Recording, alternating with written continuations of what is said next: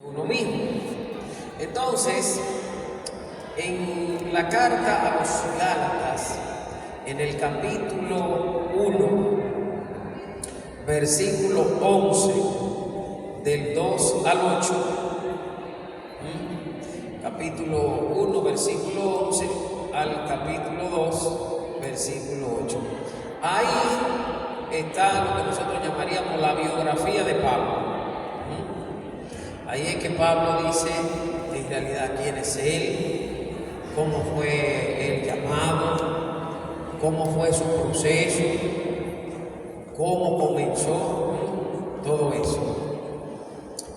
Y a partir de ahí uno lo va uniendo a otros elementos, por ejemplo, de la carta a los Filipenses y algo de Corintios, donde Pablo también va señalando rasgos de quien a la vez era él. Pero ese texto de Gálatas 1:11 al 2:8 es precisamente el texto más central para conocer a Pablo. Pablo ahí dice quién es él y cómo fue a la vez, sobre todo, el proceso de encuentro con el Señor. Entonces Pablo dirá ahí, y lo dirá más en la carta a los Filipenses, primeramente que él era judío, hijo de judíos, pero no de los judíos de Jerusalén, sino de lo que se llama judíos de la diáspora, es decir, los que vivían fuera de Jerusalén. Entonces Pablo vivía y su familia en una ciudad llamada, ¿alguno sabe cuál era esa ciudad? La ciudad de Tarso. La ciudad de Tarso. La ciudad de Tarso existe hoy día y se ubica en eso que llaman Turquía hoy día. Entonces, la ciudad de Tarso. En una ciudad que se llamaba Cilicia, que todavía está por ahí, porque era un sitio donde se daba mucho ese asuntito que le llaman el silicio, que es como una especie de material, algo así. Bueno, entonces Pablo vivía con su familia, ahí fue que él nació, ahí él se crió en ambiente judío, una familia judía muy tradicional, porque dirá él que él fue circuncidado al 8º día, y para un judío, circuncidar a sus hijos al 8º día, eso era como nosotros, que cuando le nace un muchacho a alguien, dice hay que bautizarlo inmediatamente. Entonces al 8º día, que era lo que mandaba la ley judía. Entonces, el libro del Levítico.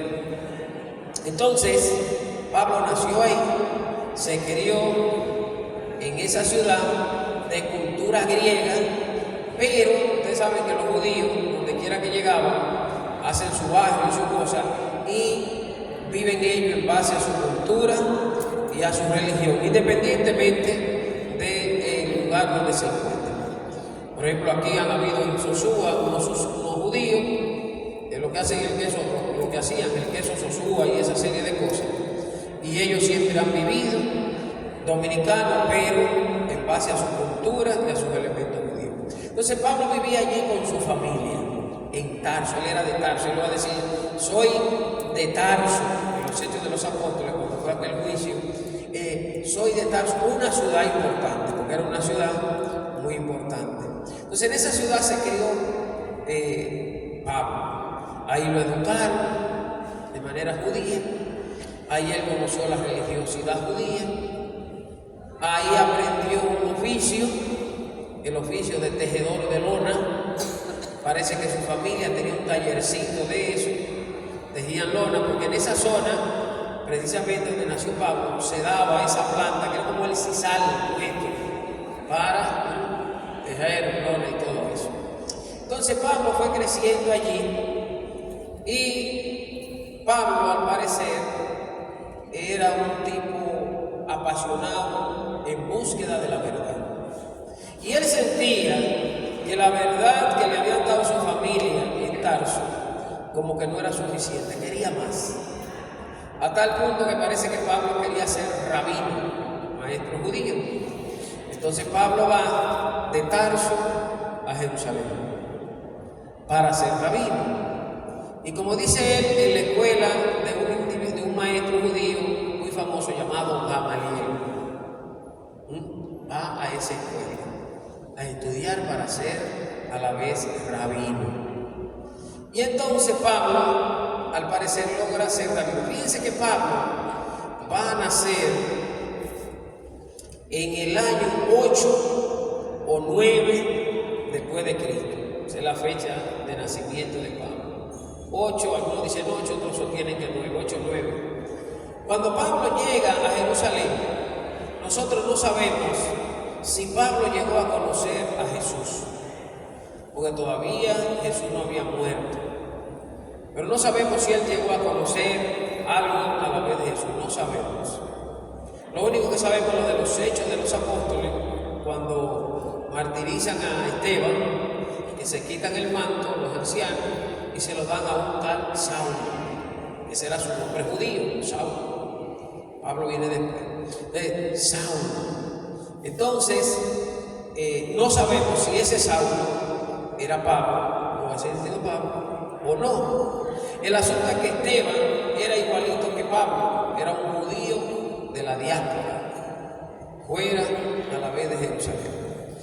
Bueno, Pablo al parecer logró ser rabino judío. ¿Por qué logró ser rabino judío? Porque a Pablo se le encomendó, o no se le encomendó, sino él comenzó a perseguir a los cristianos. Y los rabinos judíos eran los únicos que tenían potestad para ir a un lugar, es decir, a poner el orden en cuanto a la doctrina judía. No piensen ustedes que Pablo andaba con un ejército de hombres atrás, con espadas y cosas. No. Hay un cuadro de un pintor Caravaggio que pinta a Pablo que se cae del caballo, un caballo. Si ustedes leen bien en Hechos de los Apóstoles 9, no aparece ningún caballo. Parece que el caballo salió corriendo y no dio tiempo de ponerlo por escrito. Eso es una pintura de un caballo y con una espada también.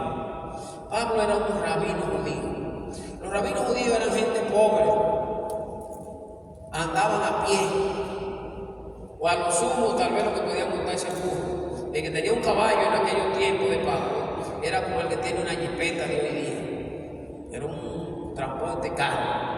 Pero los transportes son los mismos a lo largo del tiempo, varían. Entonces, usualmente la gente andaba a pie. Y para llegar a un lugar duraba semanas y duraba hasta sus meses. Y ustedes dirán, pero ¿y cómo? Es que no había el concepto de la prisa que tenemos hoy día, que para uno quiere llegar rápido ya y quiere llegar. No había ese concepto. Era cumplir la labor. Entonces Pablo salió de Jerusalén, claro, con otros grupos de gente, es decir, pero no con un ejército, pues no era guardia romano ni nada de eso, a perseguir a los cristianos. ¿Cuál era la persecución?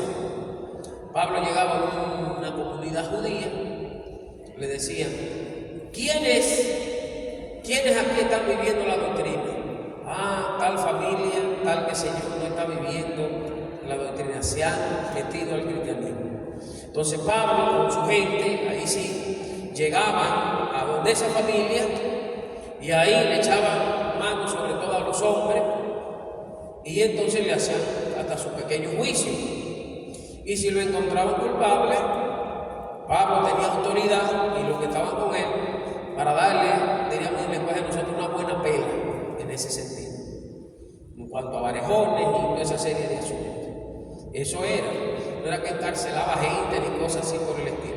Esa era la misión que iba haciendo el rabino, a los lugares donde él a la vez iba llegando. Entonces Pablo iba como de pueblo en pueblo haciendo esa especie de persecución, pero era una persecución, porque era donde quiera que había un cristiano, entonces la gente estaba asustada, pues llegaba Pablo, es decir, y entonces le iban a quitar sus derechos judíos, le iban a dar su pena y toda una serie de cosas que eran muy importantes para la gente.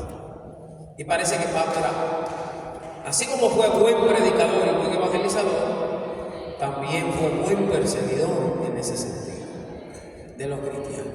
En medio entonces ya ustedes saben es en medio de ese ir a pueblo en pueblo, de barrio judío, donde Pablo le viene esa especie de conversión que dicen los hechos de los apóstoles. Fíjense que Pablo en Gálatas dice: aquel que me eligió desde el vientre de mi madre. Pablo ahí no dice cómo es. Lucas, en los hechos de los apóstoles, que va a decir cómo fue. Va a decir que fue una experiencia mística, de toda esa serie de cosas. Luego que viene ese tal Ananías, que le pone las manos, que le quita todo eso. Entonces Pablo, fíjense una cosa muy importante que yo siempre digo en los grupos de la renovación que me invitan a hablar algo de Pablo, porque eso es muy importante. Pablo, después que le impusieron la mano, después que se encontró con Jesucristo, después que hizo experiencia de encuentro con él, lo comenzó a predicar de una vez. Ese es un problema que nosotros tenemos. Que hay gente que hace esa experiencia con el Señor y comienza de una vez a predicar y cosas por el estilo. No, hay que formarse. Pablo no conocía nada de Jesús, él solamente conocía que era uno que había creado una doctrina que había que perseguir y que ese se le había aparecido. Ahora hacía falta que él le conociera la palabra de Jesús, los hechos de Jesús, las cosas de Jesús. Entonces se va 3 años a Arabia, dice que sería como Siria hoy. Se va y allí, con una comunidad de Antioquía de Siria, que se va a hacer su comunidad, porque todo creyente tiene que tener una comunidad y debe de salir a predicar y a comunicar desde una comunidad. Con una pequeña comunidad. Entonces, allí Pablo comienza a conocer a Jesús. ¿Quién es Jesús? ¿Cómo es Jesús? Comienza a catequizarse, comienza a formarse. Y es allí también donde se bautiza y recibe su sacramento. Y después que Pablo recibe eso, esos 3 años, dice él ahí en su biografía, va a Jerusalén, donde Pedro, Santiago, Juan y los testigos del resucitado. A Pablo se le apareció Jesús, a Pablo se le apareció el resucitado, y ahí comienza su experiencia. No fue una simple visión que tuvo Pablo, no fue una simple aparición, se le apareció Jesús, y lo va a decir, y a mí se le apareció a Pedro, a Juan, a Santiago, a 500 hermanos, y a mí como una especie, dice él, de aborto, se le apareció. Y los discípulos, al parecer, Pedro, confirmaban eso. Pero Pablo necesitaba esa confirmación, porque Pedro, Juan, Santiago y eso que estaban en Jerusalén era la iglesia. Era la iglesia, vamos a decir, oficial, diríamos así. Y Pablo va allá. Fíjense que después de esos 3 años no comienza tampoco Pablo a predicar todavía. Necesita que la iglesia le envíe. ¿Y quién era la cabeza de la iglesia en ese momento? Era Pedro. Porque Jesús había dicho: tú eres Pedro y sobre esta piedra edificaré mi iglesia. Entonces va a Jerusalén. Y en Jerusalén, entonces, ¿qué hace? Habla con Pedro, se comunica con Pedro y le dice a Pedro lo que él ha vivido, le dice a esos hermanos, y allí entonces Pablo recibe la misión. Entonces dice Pedro: tú, Pablo, o el mismo Pablo relata, yo a los incircuncisos, es decir, a los judíos que estaban fuera de Jerusalén, y a los paganos, y Pedro a los circuncisos, a los judíos. ¿Por qué? Porque había un problema. ¿Cuál era el problema? Pedro hablaba el arameo, el hebreo, que hablaban la gente, y tal vez había algunas palabritas de griego. El griego era el idioma universal en ese momento. Era como el inglés hoy día. Y luego entonces Pablo hablaba el griego, porque se crió precisamente en una ciudad griega, de Tarso.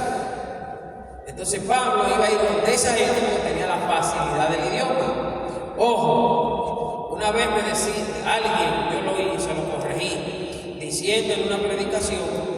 Pablo, cuando llegaba a un lugar, el Espíritu Santo le venía ¡pum! Y comenzaba a hablar como la gente de ese lugar. Le dije, no, eso no era así.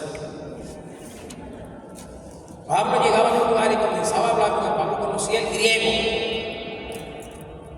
Conocía el griego. Y entonces, pues por esa razón es que le mandaba su mensaje y le predicaba a la vez a esa gente que ese era su idioma. Entonces, porque en la misión, en la tarea, uno ¿qué es lo que va a usar? Los dones y recursos que uno tiene. Él tenía el don y la facilidad de hablar el griego. Vamos griego. Y ya. Y así. Usted fulano tiene como el don de hablarle a los borrachos, pues hable a los borrachos.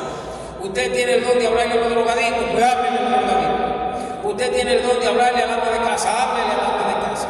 Usted tiene el don de hablarle a los viejos, háblele a los viejos. Es decir, es así la misión de la tarea. Entonces Pablo va a eso. Esa tarea le lleva a Pablo 14 años.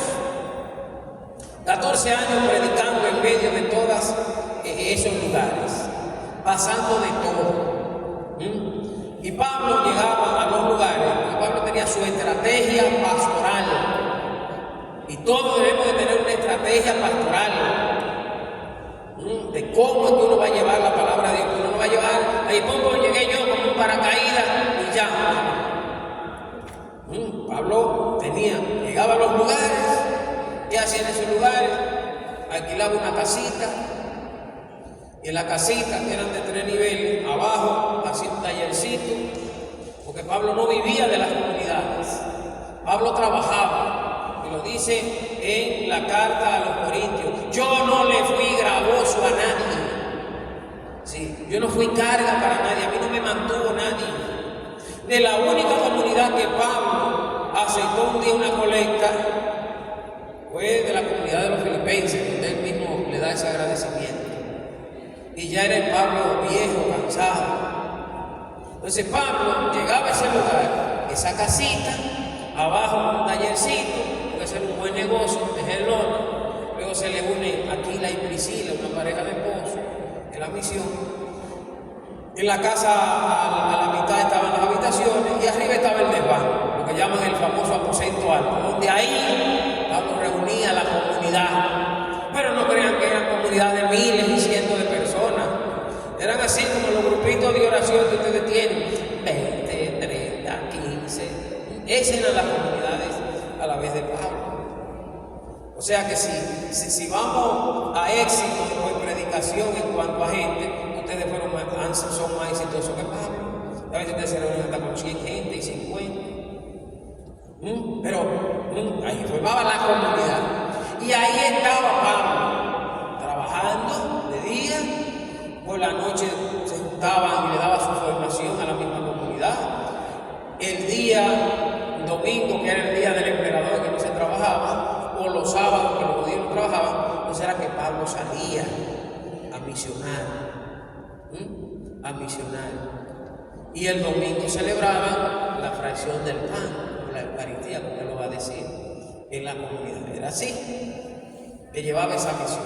Y duraba en esa comunidad de lo que había que durar, hasta que la formara bien, hasta que la estructurara bien y dejara responsable, dejara uno como apóstol encargado, y una serie de ministerios. Y ahorita vamos a contar de eso, para que fuera para que todo eso se diera en la comunidad. Y luego entonces de ahí era que se iba a otro lugar a hacer a la vez el mismo proceso. Si había algún problema, había uno que siempre estaba en contacto con Pablo, que no era el chismoso de la comunidad que le llevaba la cosa a Pablo, sino era como la presencia de Pablo en medio de la comunidad. Y si había algún problema, entonces Pablo le escribía a la comunidad. Y ahí nacieron las cartas de Pablo, que son respuestas a las problemáticas que se iban dando en la comunidad, respuestas al seguimiento. Porque usted no puede irse de una comunidad, es decir, que usted forme y dejarla así sin más a su suerte. Aunque haya otros responsables, pero uno siempre atento, ayudar, cualquier cosa, no a meterse, ayudar y todo eso. Y entonces se dio un problema cuando la comunidad de Pablo van creciendo, las comunidades paganas, entonces aparece un problema, que aparecen unos judíos, no les voy a mencionar los viajes misioneros. Pablo hizo, diríamos, 2 viajes misioneros para formar las comunidades, todo eso. Entonces aparece un problemita de los judíos que quieren que para ser judíos, para ser cristianos hay que ser judíos primero. Pablo dice que no, que para ser libre lo liberó Cristo y que eso ya quedó atrás. Y que si tus labios y tu corazón profesan que Jesús es el Señor, ya estás salvo. Y que hemos sido lavados con la sangre de Cristo. Toda esa serie de cosas, dice Pablo. Entonces se reúnen en Jerusalén. Y en Jerusalén, Pablo y los discípulos dicen en ese capítulo 15 de los Hechos de los Apóstoles: el Espíritu Santo y nosotros, el Espíritu Santo por delante, hemos decidido, el que quiera ser cristiano, ¿qué es lo que tiene que ser? Abstenerse de su antigua vida. Usted era judío, ahora es cristiano. Usted era pagano, ahora es cristiano. Lo que en el lenguaje de nosotros hoy día es: usted era un pecador, ahora usted es una persona que acoge y acepta a la vieja. Usted era un vicioso, ahora usted deja el vicio. Usted era un perdido, ahora usted es encontrado. Usted era un vagabundo, ahora usted es un hombre o una mujer seria. Eso es ser cristiano, cambiar de vida, de antigua vida a la nueva vida que ofrece Cristo. Entonces luego Pablo, él hace un tercer viaje que para ayudar a la comunidad de Jerusalén, una colecta que lo organiza, y luego Pablo cae preso y luego es llevado a Roma, hace toda una trayectoria que es el 4º viaje misionero, y aún en medio del viaje Pablo sigue todavía, aún en medio de la prisión. Ahorita decía el hermano en la oración de Pablo y de Sila, es decir, aún en la cárcel, aún donde sea, un predicador, un evangelizador a tiempo completo, era Pablo en ese sentido. Llega a Roma, en Roma pues no sabemos por una acusación si él vio al emperador que debía de juzgarlo, porque Pablo era ciudadano romano, y al ciudadano romano nadie podía ponerle la mano, solo el emperador. Eso salvó muchas veces a Pablo. Pablo tampoco no era bobo. Los recursos que él tenía a mano él lo empleaba, hasta sus ciertas influencias. Cuidado, yo soy ciudadano romano. Entonces va a Roma, y en Roma pasa sus últimos tiempos, hasta que en el año 65 se da la primera persecución contra los cristianos, donde muere Pablo decapitado, es decir, le cortan la cabeza, en las afueras de Roma, donde hay una basílica, San Pablo extramuros, San Pablo fuera de la ciudad, donde se cree que ahí fue que murió Pablo y que ahí fue precisamente que lo enterraron. Miren, hay un filósofo, se llama Federico Nietzsche, ateo, y él dice que el cristianismo es una miseria, una moral de esclavo. Y él dice en uno de sus escritos que la miseria esa que es el cristianismo nos llegó a nosotros gracias a los judíos ese que llaman Pablo. Es decir, Pablo es el gran forjador de la fe cristiana. Pablo es el gran evangelizador. Pablo es el prototipo de predicador, de formador de comunidades, yo creo que más grande que ha tenido la iglesia. Figura importantísima, es decir, de la formación del cristianismo, es decir, en nuestro mundo. Eso fue a la vez San Pablo. Entonces vuelvo al punto donde Pablo es formador de comunidades. Pablo no es un predicador que hoy tiene un itinerario de que hoy va allí, hoy va allá, no. Se siembra en esa comunidad, duraba meses, años, y le daba seguimiento a esas comunidades. Y en esas comunidades de Pablo, ahí había unas que eran muy dóciles, había otras que eran muy problemáticas, como la comunidad de los Corintios, como vamos a ver. Es decir, no eran comunidades, había unas que no eran muy fáciles. Comunidades donde se daban a la vez muchos problemas, a veces, y dificultades como hoy día. Y es en medio esas comunidades de Pablo, donde se van dando unas ciertas presencias grandes del Espíritu de Dios. Los grupos de la renovación carismática creo que es la expresión de la iglesia más heredera de lo que eran las comunidades de Pablo, porque eran comunidades donde se daban esas presencias grandes del Espíritu. Se daba eso de hablar en lengua, se daban el asunto de la profecía, se daban asuntos de la predicación, se daban asuntos de las curaciones, se daban todos esos elementos. Y todos esos elementos eran bien aceptados, pero también en algunas ocasiones eran a la vez problemáticos. Y eso llevó a Pablo a hablar de lo que nosotros llamamos los dones o los carismas.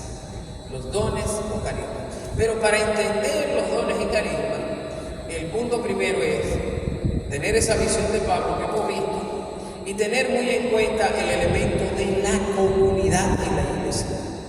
Nadie es cristiano a solas, somos cristianos en comunidad.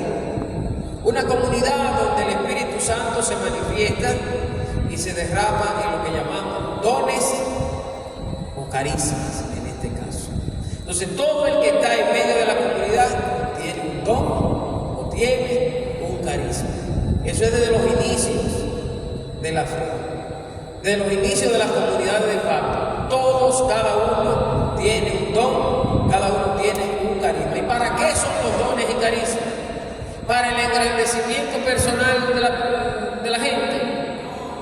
¿Para que te alaben? ¿Para que te enaltezcan? No, para el servicio, para el servicio de la comunidad. Y dice Jesús que cuando uno haya hecho su servicio, lo que uno tiene que hacer es decir: siervos inútiles somos, hemos hecho lo que teníamos que hacer. Entonces los dones y carismas son para la comunidad, no para el individuo en sí, para la obra evangelizadora, para mantener a la comunidad, para mantener viva la presencia. O sea que si usted tiene un don, no es que ahora usted se crea mejor que nadie, no se crea mejor que nadie, que ya, qué sé yo, no. Y voy a poner un ejemplo. La primera vez que yo fui a Estados Unidos fue a la ciudad de Filadelfia.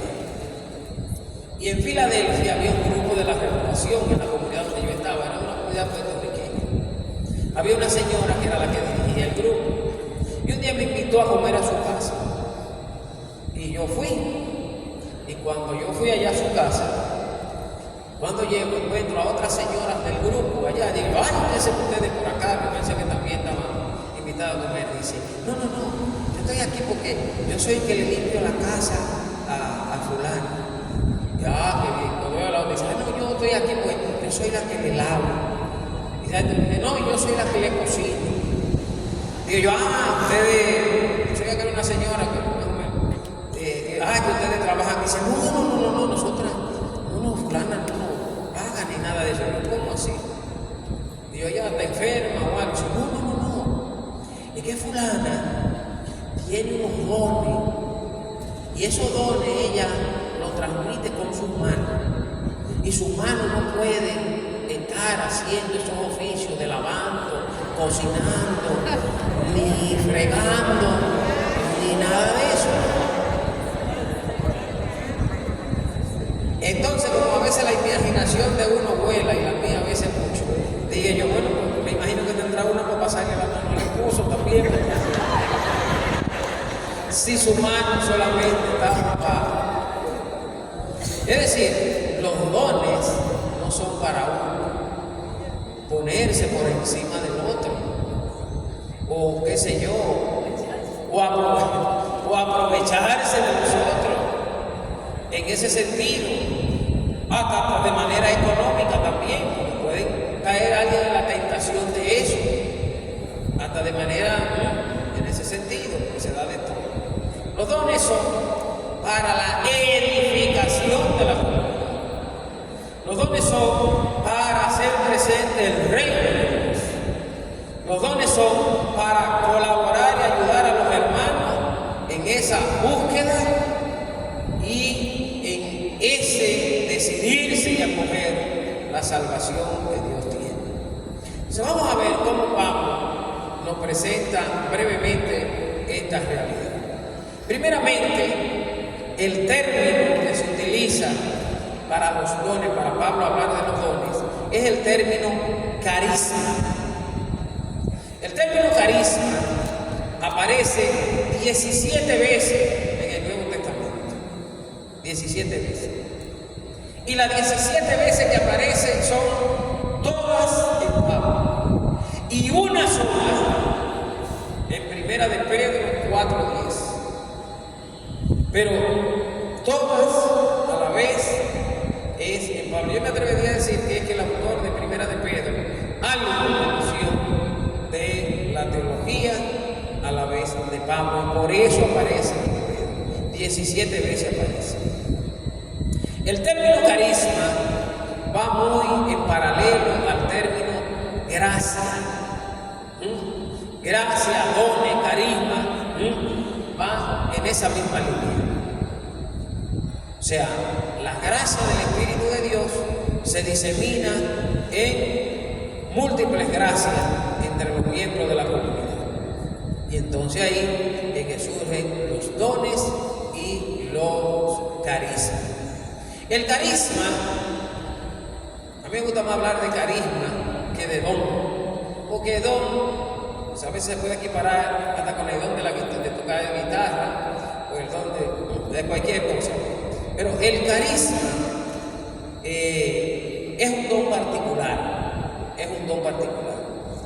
pero a la vez también es multiforme,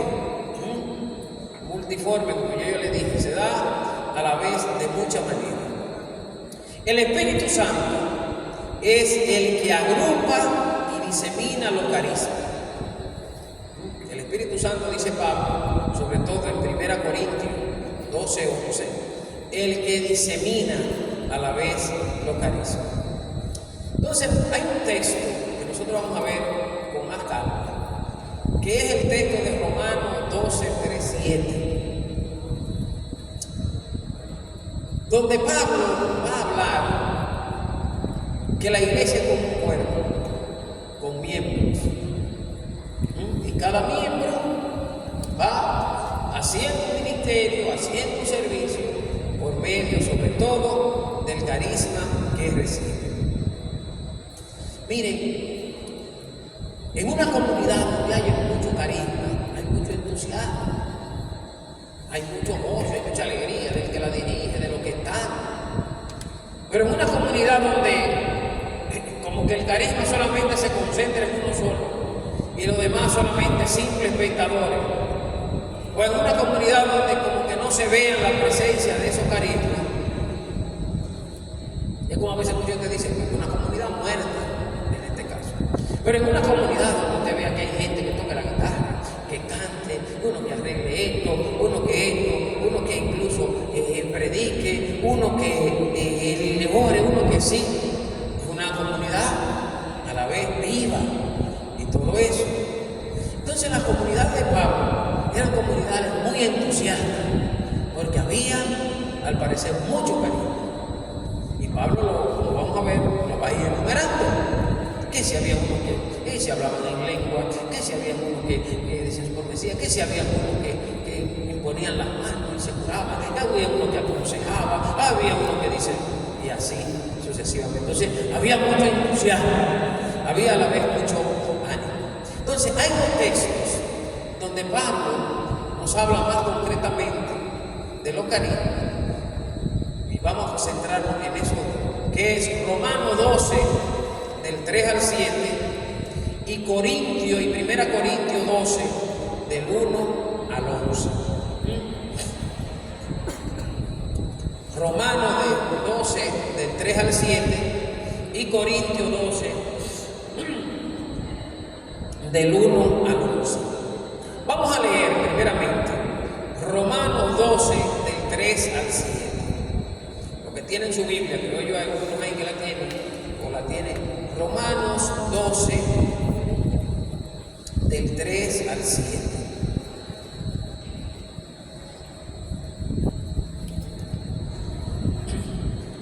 Dice así: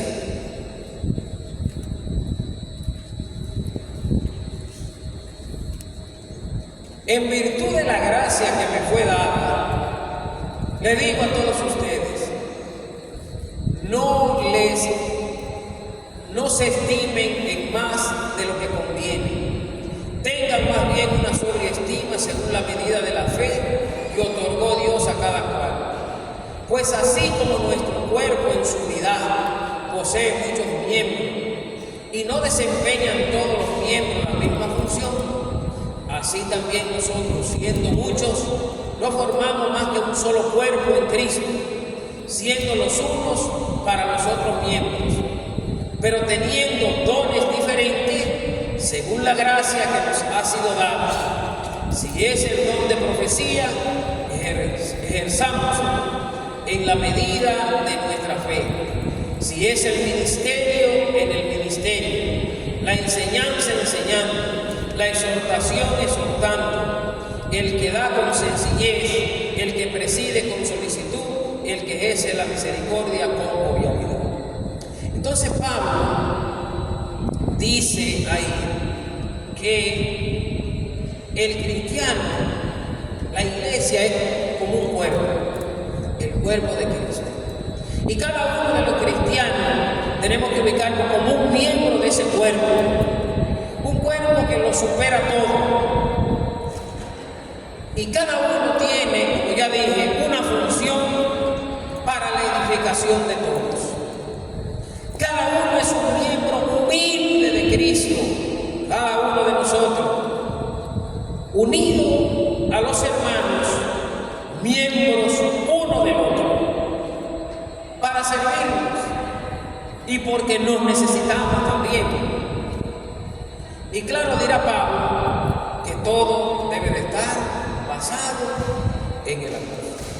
Entonces, en la iglesia hay que vernos así, todos somos un cuerpo. Dirá Pablo más adelante, cuando un miembro del cuerpo sufre, sufre el cuerpo entero. Si alguien de ustedes o yo mismo fallé, le va a doler a mucha gente, le va a doler a todo el cuerpo. Usted se da coge un martillo ahí, está clavando, ven, clavo, ven, se dio ahí. Usted siente que eso le bajó hasta la uña del pie prácticamente. Es así. Si es malapalabroso, dirá mala palabra, pero si ya está bien convertido en el Señor, comenzar a decir San Antonio, San Pedro, no sé. Pero es así, duele. Entonces, mi función, mi tarea, mi don, mi carisma en la iglesia, ¿es para qué? Para contribuir a la iglesia, para servir a la iglesia, para ayudar a la comunidad, para edificar a la vez la comunidad. Ahora bien, donde Pablo se la juega bien es en la 1 Corintios, capítulo 12, del 1 al 11. Podríamos decir todo ese capítulo entero y más, pero vamos a situarnos. Pero primero, para entender un poco esto, tenemos que situarnos en lo que era la comunidad de Corinto. La comunidad de los corintios, ubicada en una ciudad que existe todavía hoy, la ciudad de Corinto, una ciudad puerto. La ciudad de puerto, todavía hoy día, son lugares donde llega de todo y hay de todo. Y en tiempo de Pablo, miren, esos marineros duraban meses, semanas en el mar, hombres solos y todo eso. Y cuando llegaban al puerto, era acabar con todo. Entonces en Corinto había de todo: huevo, prostíbulo femenino, prostíbulo masculino, para ver todos los vicios que usted puede imaginarse, todas las raterías de hoy día, mucho de eso ya estaba presente en Corinto. Era una comunidad fuerte, no sabía de todo. Cuando Pablo en su segundo viaje forma la comunidad de Corinto, toda la gente que va a la comunidad son la gente que han vivido en ese ambiente. Por eso esta comunidad hasta hizo llorar a Pablo, porque le dice una carta de las lágrimas que él escribió. Él no le escribió solamente 2 cartas, le escribió 4. Solamente tenemos 2. Hay una de las lágrimas que dice él que le escribió con lágrimas prácticamente esa carta. Porque no era una comunidad fácil. Hay comunidades que no son fáciles. Algunos conocen. Mejor no vamos a pecar. Pero hay comunidades donde a usted se le sobra todo. La comunidad de Filipo, Papa allí, todo eso. Una cosa y todo eso. Pero hay comunidades que lamentablemente son así. Pero todas necesitan de Cristo y todas necesitan a todas para la misión. Necesitan una comunidad que no era fácil. Y a veces, como uno dice, las comunidades que son más duras es la que uno más quiere. Muchas veces. Como dice por ahí, quien te quiere te hará llorar. A quien tú quieres te hará llorar. Creo que por ahí va el refrán como se dice Apolín. La idea es esa. Es decir, miren, era una comunidad que no era fácil. Una serie de problemas que había que Pablo tuvo a la vez que escribir. Entonces parece ser que en esta comunidad uno de los problemas fuertes fue precisamente el problema de los dones y los carismas. Así que 1 Corintios capítulo 12 versículo del 1 al 11, sitúense ahí. Dice así. Aquí Pablo, aquí es que él desarrolla su teología, diríamos en sí, de los dones. En cuanto a los dones espirituales, no quiero, hermanos, que estén en la ignorancia. Sepan que cuando eran gentiles se dejaban arrastrar ciegamente hacia los ídolos mudos. Por eso les hago saber que nadie, movido por el Espíritu de Dios, puede decir, maldito sea Jesús. Y nadie puede decir, Jesús es Señor, sino movido por el Espíritu Santo. Hay diversidad de carismas, pero un mismo Espíritu. Diversidad de ministerios o de servicios, pero un mismo Señor. Diversidad de actuaciones, pero un mismo Dios que obra todo en todo. A cada cual se le otorga la manifestación del Espíritu para provecho común. Porque a uno se le da por el Espíritu la palabra de sabiduría, a otro palabra de ciencia, según el mismo Espíritu, a otro fe en el mismo Espíritu, a otro carisma de curaciones en el único Espíritu, a otro poder de milagros, a otro profecía, a otro discernimiento de espíritu, a otro diversidad de lenguas, a otro don de interpretarla. Pero todas estas cosas la obra un mismo y único Espíritu, distribuyéndola a cada uno en particular según su voluntad. Así como en la comunidad de Corinto habían esos problemas, esas dificultades, así también en la comunidad habían todos esos problemas. Si Pablo lo enumera es porque había gente donde tenía ese carisma de las curaciones, de milagros, de profecía, de discernir, de lengua. O sea que a pesar de que era una comunidad conflictiva y qué sé yo, pero era una comunidad rica en dones a la vez del Espíritu. Pero ahí también comenzó a la vez el problema. ¿Cuál era el problema? Que en la comunidad comenzó a darse una rivalidad con los dones. Comenzó a darse una rivalidad. ¿Cuál era la rivalidad? La comunidad está impresionada con los carismas, sobre todo con el hablar en lengua. No vamos a seguir más adelante, sigan ustedes leyendo, ustedes se encontrarán con eso. Porque el don de lengua impresiona. Es decir, yo siempre recuerdo la primera vez que yo oí hablando en lengua una gente, fue una viejita de San José de las Matas, yo no sabía ni leer ni escribir, y estamos en una oración y comenzó la viejita, una serie de cosas. Después yo entendí, para que ustedes vean, que lo que la viejita decía eran como terminología teologías hebreas. ¿Y cuánto esa viejita, si yo apenas sabía bien el español? Entonces eso impresiona. Entonces la comunidad de Corinto están impresionados. Ya se me acabó el tiempo. Bueno, ustedes comenzaron a cantar sus voces y me robaron 15 minutos, así que bueno. Entonces, 10 minutos. Entonces, hay rivalidad de dones. Entonces, muy impresionados sobre todo con el de lengua. Entonces, en un ambiente así, todo eso se presta a confusión. Todos quieren hacer ver su dones. Mi don de profecía, mi don de oración y toda esa serie de cosas. Lo que tienen otros ministerios, por no tener esa experiencia, los que estaban adentrándose en la comunidad, los que no tenían tiempo, los que no tenían todavía esos dones, se sentían inútiles, se sentían hasta mal. Entonces Pablo comienza a especificar lo del carisma del Espíritu, de que a cada uno el Espíritu le da para la edificación. Ninguno se debe contraponer, ningún don es superior a otro, porque todos son para la edificación de la comunidad, para ayudar a la comunidad. Es como una mesa de varias patas, que si una pata falló, se va también la otra, queda coja. Porque como decíamos en la carta de los romanos, somos un solo cuerpo, con un único fin. Y Pablo va a insistir mucho en esa figura del cuerpo, en los mismos Corintios. Es decir, así como en el cuerpo hay un orden, en la iglesia también lo hay. No es que todos vamos a ser todos de lengua, no es que todos vamos a ser cantantes, no es que todos vamos a hacer a tocar la guitarra, no es que todos vamos a ser predicadores, no. Es decir, cada uno, es decir, en su justo orden.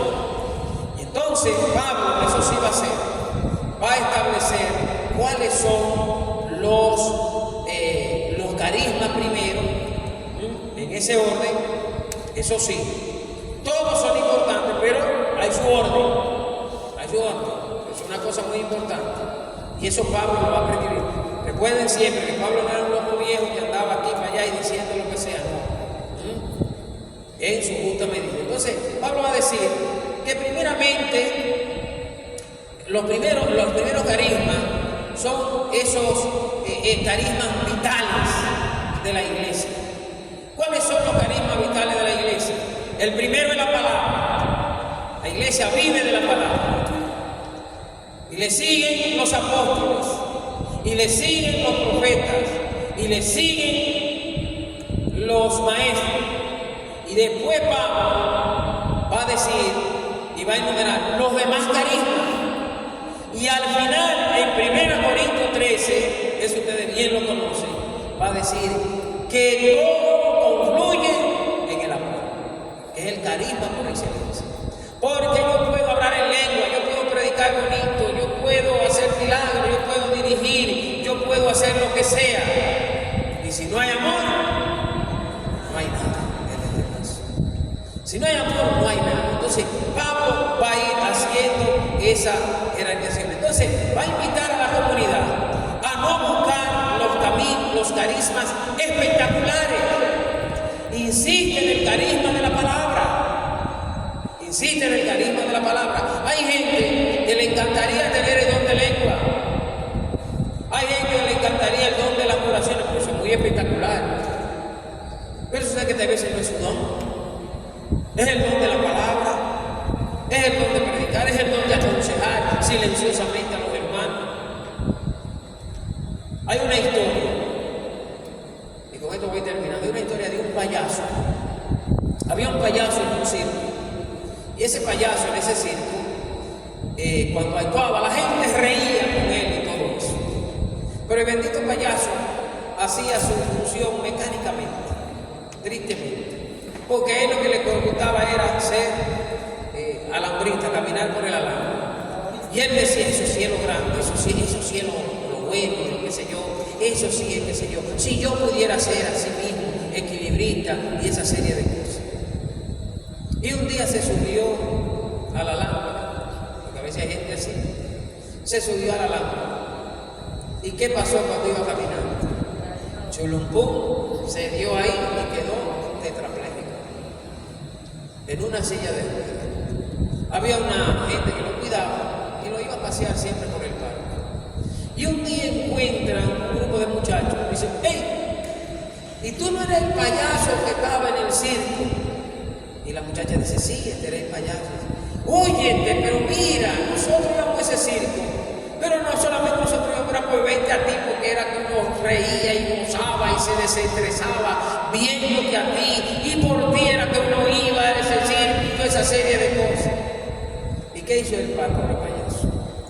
Que se echó a llorar, porque fue un tonto, es decir, aspirando a otro carisma, cuando él tenía el suyo, que verdaderamente, es decir, hacía su efecto, es decir, en lo que iban al circo y todo eso. Entonces a veces nos pasa a nosotros así, y en la renovación puede darse ese caso, hermanos aspirando a, si tuviera el don del hijo que tiene fulanito, si yo tuviera el don que tiene, ejerce el tuyo, ocúpate de descubrir cuál es mi don, cuál es mi carisma, para edificar a la vez la comunidad, para ayudar, es decir, a que el reino continúe. Ese debe ser el empeño. No aspirar, ni tampoco, fulana, yo quisiera que usted me enseñara el carisma suyo, qué sé yo cuánto. Déjenle eso al Espíritu en ese caso. Porque en la medida,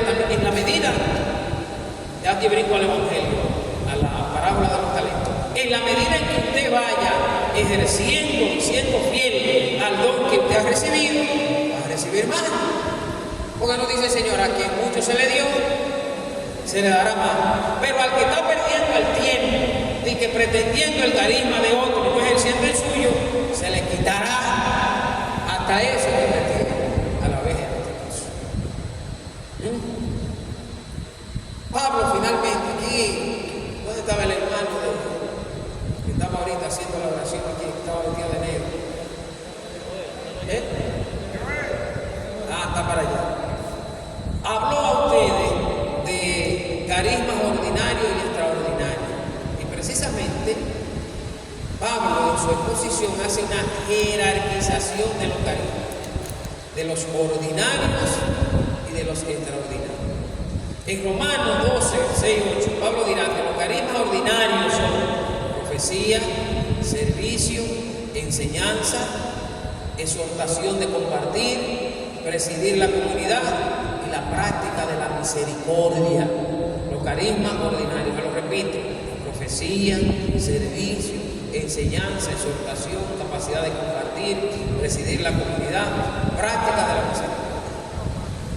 Y en 1 Corintios 12, del 4 al 11, Pablo va a hablar de los carismas extraordinarios: palabra de sabiduría, palabra de ciencia, curación, milagros y lengua.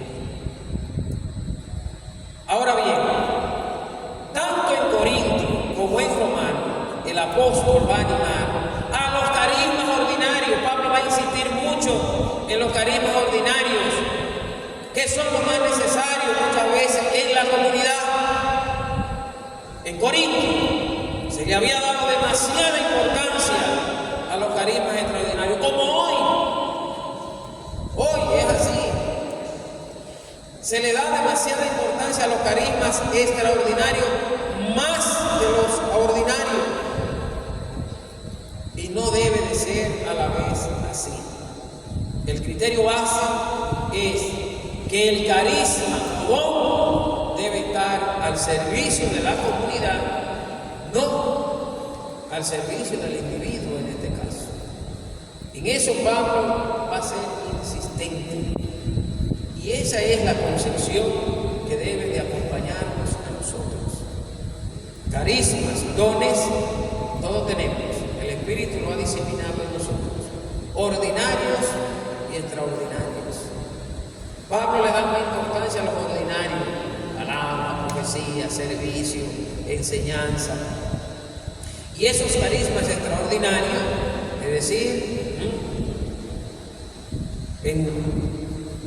le hace su punto aparte. Y son importantes. Hay gente que lo Pero todos tienen una función: edificar la comunidad, fortalecer la comunidad. Por tercera vez se lo repito: extender el reino de Dios, hacerlo presente. De eso es lo que se trata. Hacer que crezca la comunidad. No yo, como aquello que decía Juan el Bautista: es conveniente que él crezca y que yo disminuya. El que predica no se debe de predicar a sí mismo. Predica a Jesucristo. El que hace viable un don en medio de la comunidad es para hacer presente a Jesucristo, no a Él en ese sentido. Porque podemos tener a la vez esa tentación. Termino diciéndole a ustedes que denle gracias al Señor porque lo ha invitado a vivir esta experiencia de la renovación carismática en el Espíritu Santo, donde el Espíritu, el mismo Espíritu, le ha elegido y le ha escogido a ustedes para edificar a la comunidad con un don, con un carisma. Es decir, entonces, procuren ustedes ejercer su carisma, su don, para edificar la comunidad, para servir a la comunidad, para que la comunidad crezca en este caso. Es decir, pero no anden en eso que se dio en Corintios, de si mi carisma es más importante que aquello, el otro, no. Es para el servicio, es para edificar. Y repito lo que yo le dije: cuando hayan ejercido su carisma, siempre repitan eso: siervos inútiles somos, hemos hecho lo que teníamos que hacer. Como Pablo lo dijo en su momento, como todos los hombres y mujeres de iglesia, tocados por el Espíritu de Dios para ejercer un carisma específico en ellos, siempre lo dicen y siempre lo deben de decir. Pues muchas gracias.